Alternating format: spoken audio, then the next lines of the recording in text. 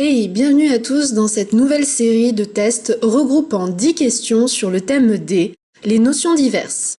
C'est parti. Question 1. Plusieurs infractions verbalisées simultanément peuvent faire perdre au maximum 4 points, réponse A, 6 points, réponse B, 8 points, réponse C, 10 points, réponse D.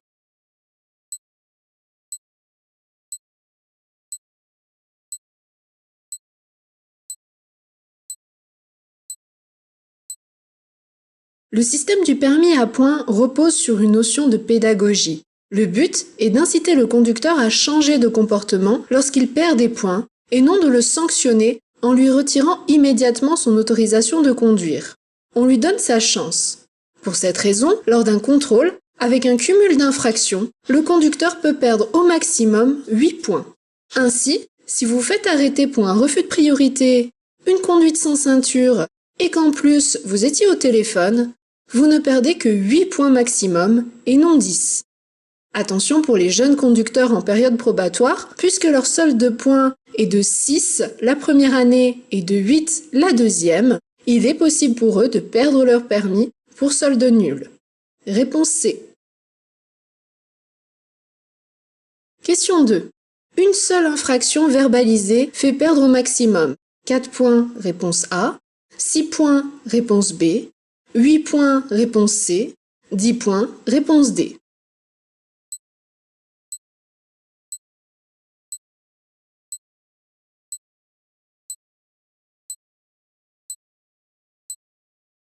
Le code de la route reconnaît deux types d'infractions, les contraventions et pour les plus graves, les délits. La perte de points se calcule en fonction de la gravité de l'infraction. Ainsi, la majorité des contraventions occasionnent une perte de 1 à 4 points. Certaines contraventions et tous les délits, sauf la conduite sans permis et le défaut d'assurance, occasionnent une perte de 6 points maximum. Il n'existe aucune infraction qui occasionne seule une perte de plus de 6 points. Réponse B. Question 3. Suite à une infraction constatée par un radar automatique, le retrait de points survient immédiatement. Oui, réponse A. Non, réponse B.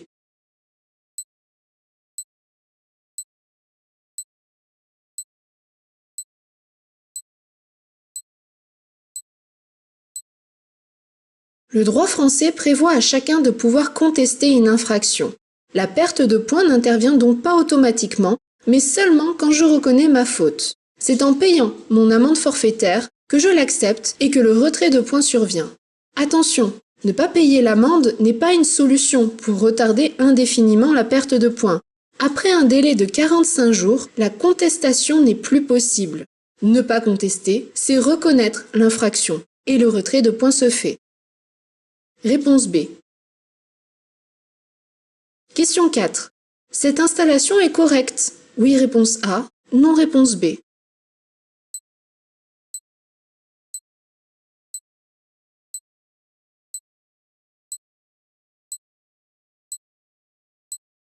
Le transport d'objets volumineux est soumis à réglementation car cela présente des risques pour nous, pour les autres et pour les objets transportés. Il est donc important de choisir le bon accessoire de transport, homologué, avec le bon moyen d'arrimage. Ici, la moto est très bien attachée sur la remorque prévue à cet effet. Les vélos sont soutenus par un porte-vélo également adapté. De plus, la plaque d'immatriculation et les feux sont visibles. Réponse A. Question 5.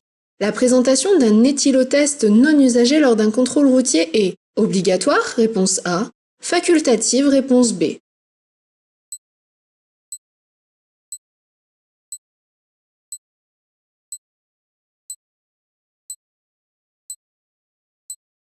L'éthylotest est un outil relativement fiable pour se tester lorsqu'on a un doute sur son alcoolémie.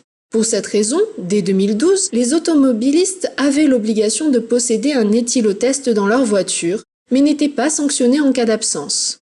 Depuis le 22 mai 2020, l'obligation a été annulée. Cependant, il est vivement conseillé d'en avoir un. Réponse B. Question 6. Pendant la deuxième année de permis probatoire et après une formation en conduite accompagnée, le capital de points maximal est de 8 points, réponse A, 9 points, réponse B, 10 points, réponse C.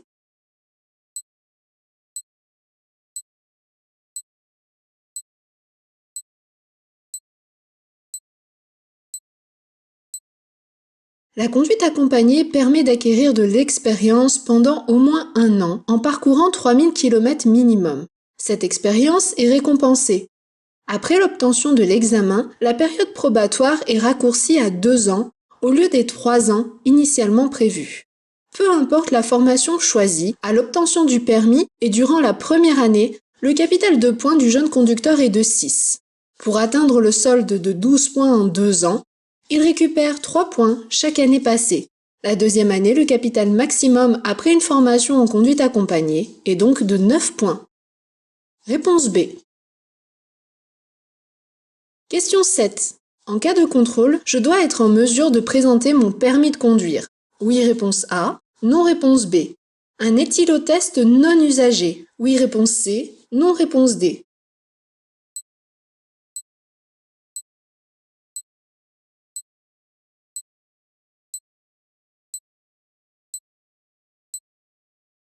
Lors d'un contrôle routier, je dois pouvoir présenter les documents et accessoires obligatoires.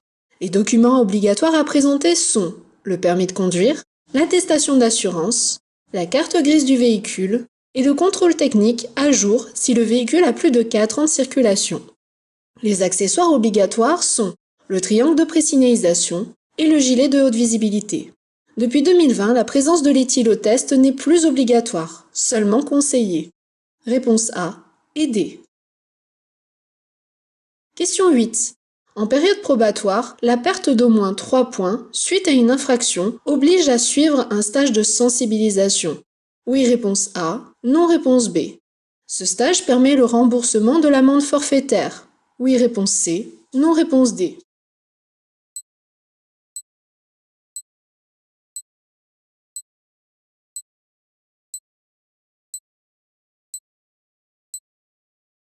Comme son nom l'indique, la période probatoire est une période où le conducteur doit faire ses preuves. S'il ne commet pas d'infraction sanctionnée, il récupère sur son solde 2 points par an ou 3 points s'il a suivi une formation en conduite accompagnée.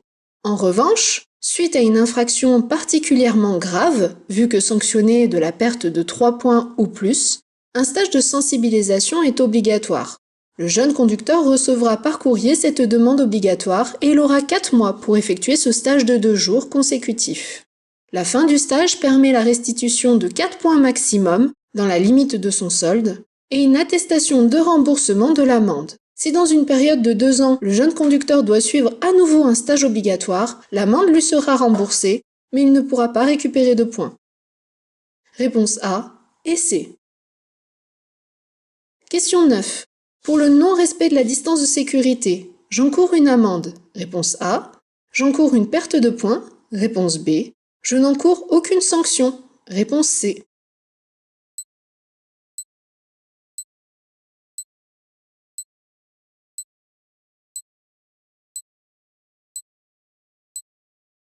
Le code de la route est clair. Le véhicule suiveur doit maintenir une distance de sécurité avec le véhicule qui le précède.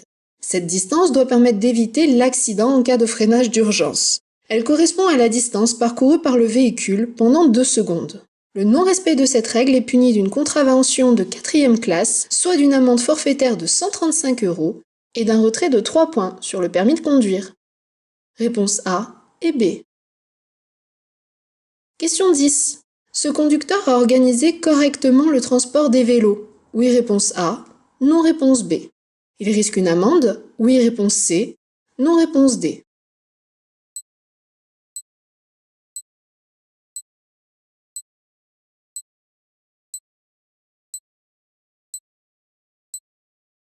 Le transport de vélos peut créer des risques pour nous et pour les autres si l'arrimage est mal fait.